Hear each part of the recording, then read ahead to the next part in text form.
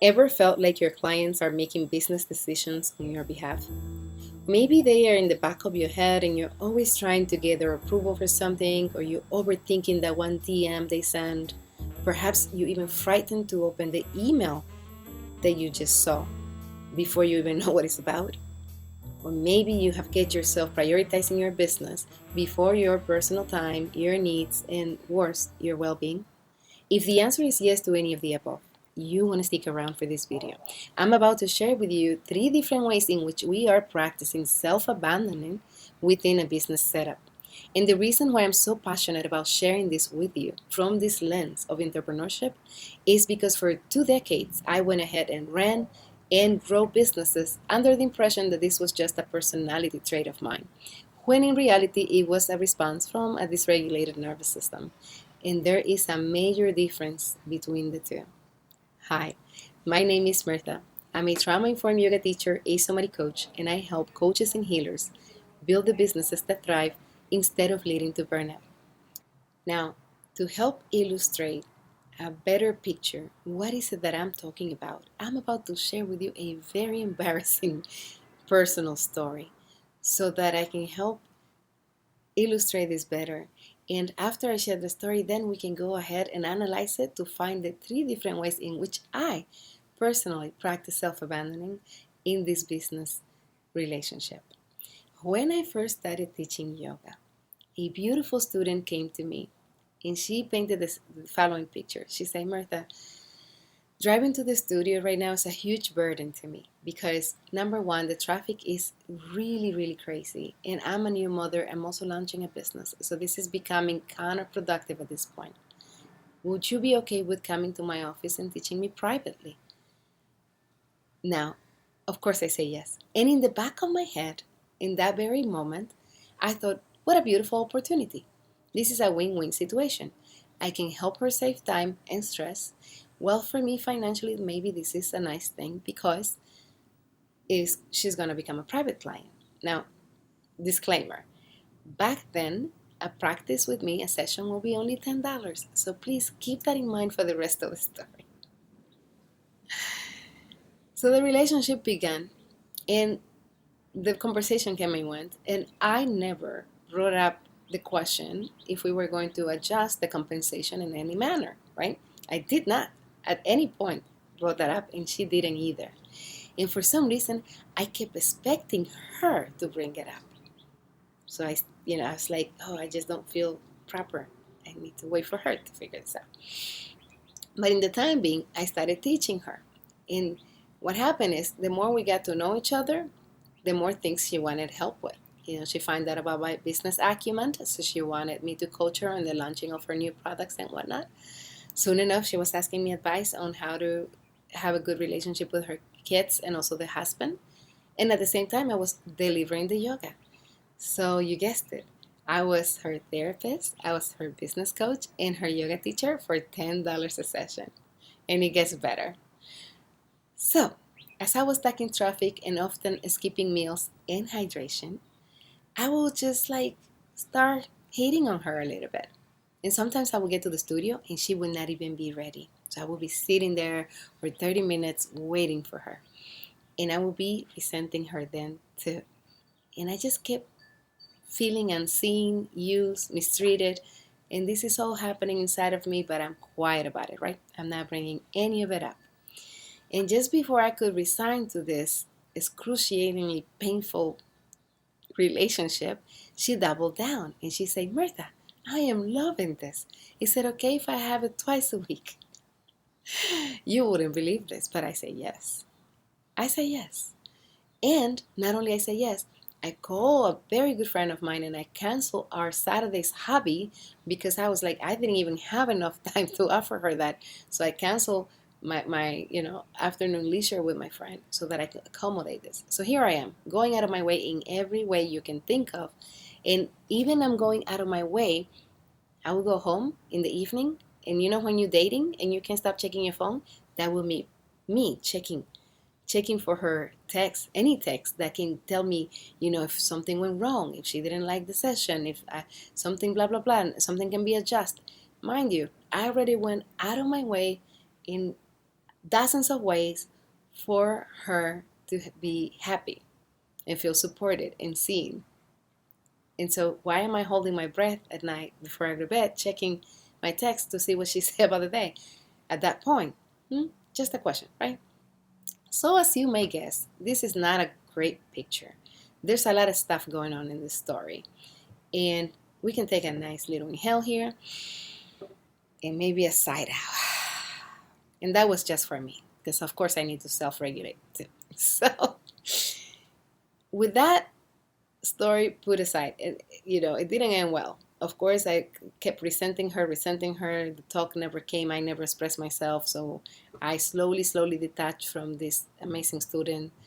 This was not on her. The resentment I had and all that feels of betrayal and being underappreciated were actually unfair assessments on my behalf at that point.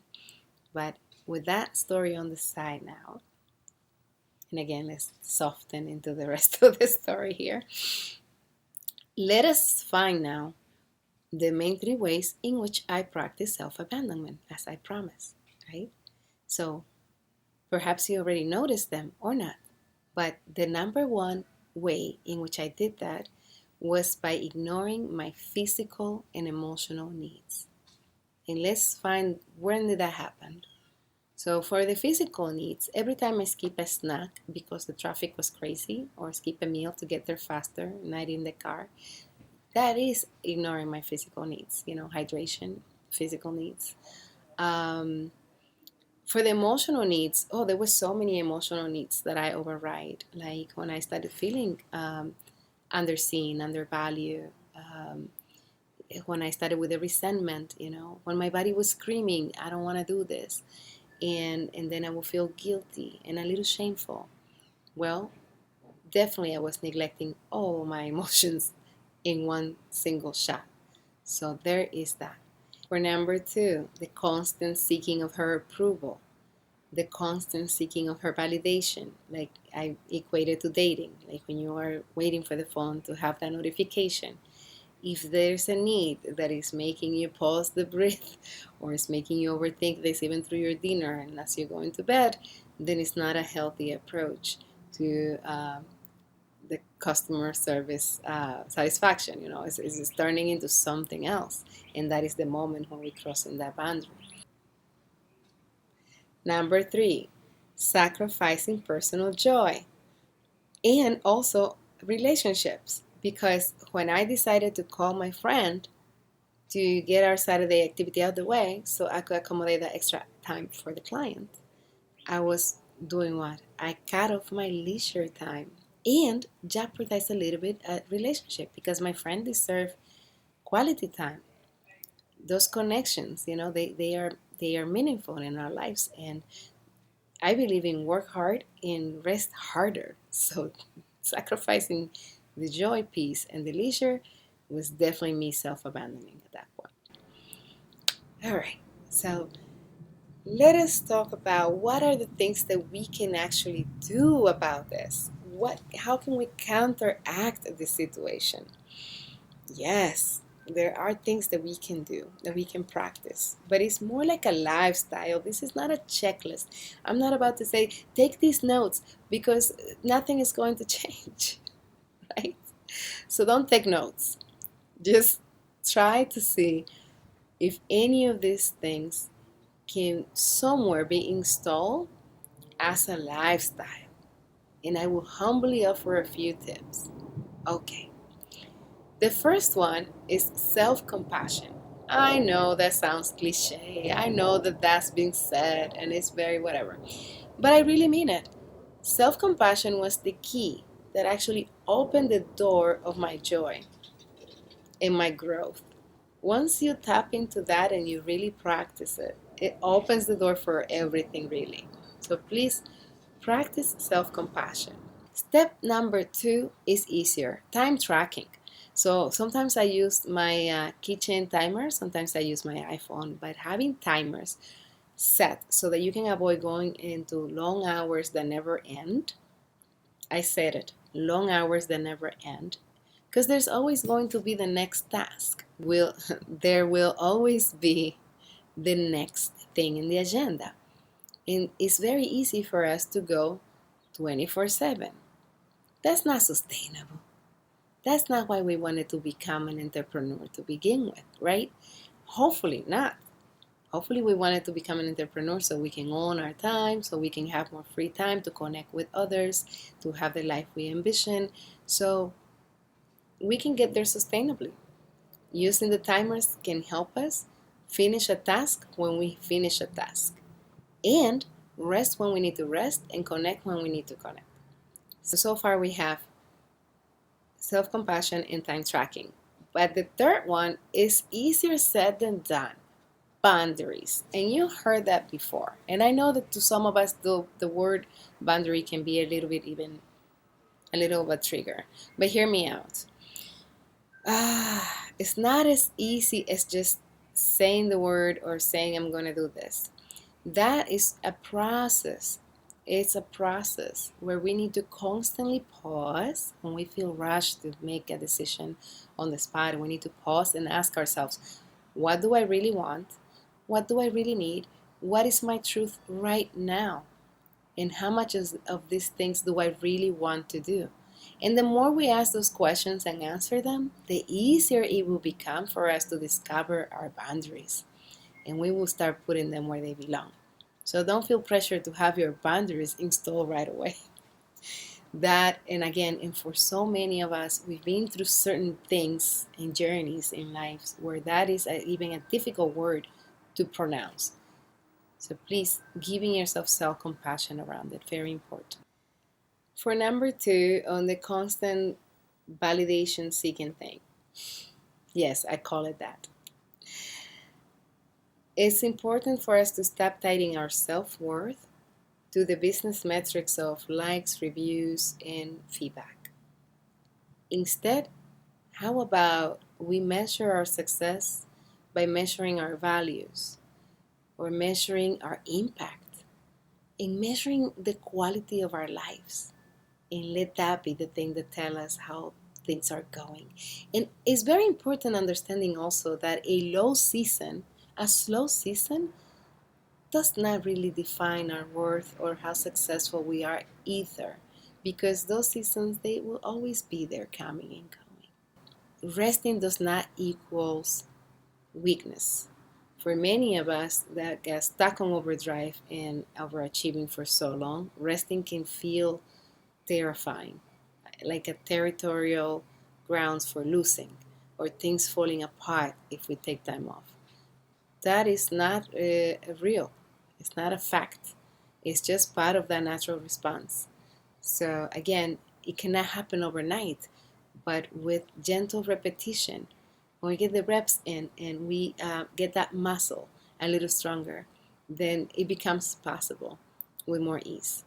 But just know that resting does not equals losing or weakness or putting your guard down. Yes, of course we got to put the guard down, but you know what I mean.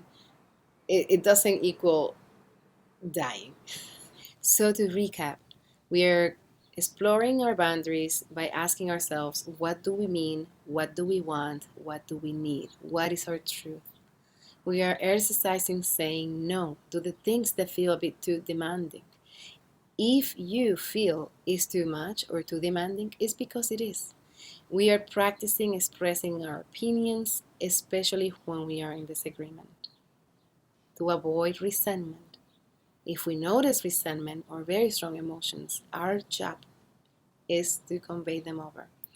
The sooner the better. This is good for you and it's good for your clients. And it's also good for your employees if you're building a team.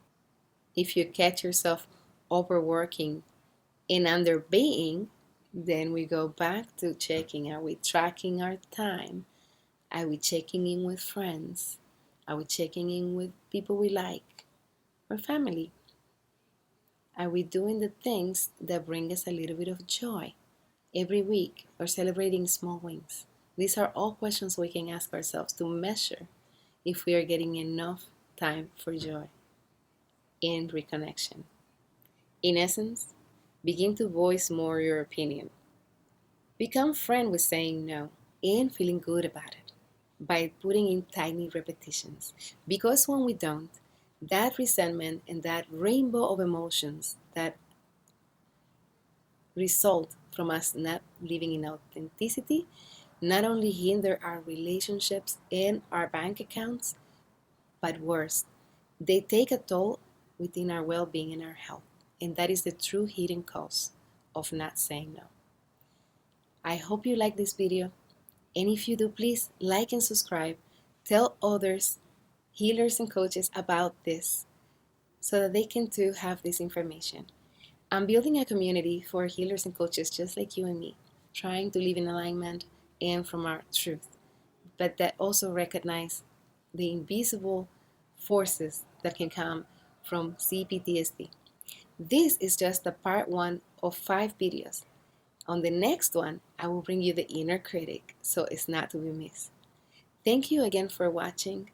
Please go to the link below, subscribe to the community, and help me spread the word around. It's first time for us to have our own movement where we can totally just be and support each other to this incredibly courageous journey that is to become aware of our own inner work that we want to do if we want to create the right impact in the world. Thank you very much for your time, and I'll see you on the next one.